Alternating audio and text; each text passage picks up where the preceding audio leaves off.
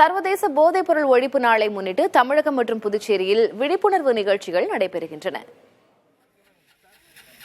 திருச்சியில் மாவட்ட ஆட்சியர் அலுவலகத்திலிருந்து மருத்துவ மாணவர்கள், செவிலியர்கள் பங்கேற்ற விழிப்புணர்வு பேரணி நடைபெற்றது.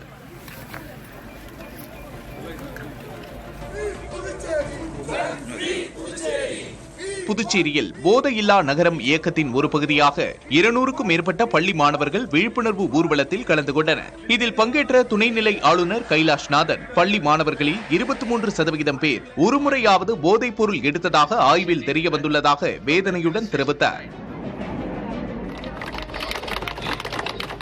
கன்னியாகுமரியில் அமைச்சர் மனோ தங்கராஜ் தொடங்கி வைத்த ஜோதி ஓட்டத்தில் ஏராளமான பள்ளி மாணவர்கள் கலந்து கொண்டு விழிப்புணர்வு ஏற்படுத்தினர்.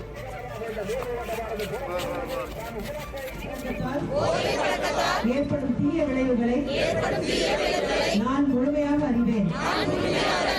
ஈரோட்டில் மாவட்ட காவல் கண்காணிப்பாளர் சுஜாதா தலைமையில் 500 மாணவர்கள் பங்கேற்ற பேரணி நடைபெற்றது. இதில் பங்கேற்றவர்கள் போதைப் பொருளை ஒழிக்க உறுதிமொழி ஏற்றனர்.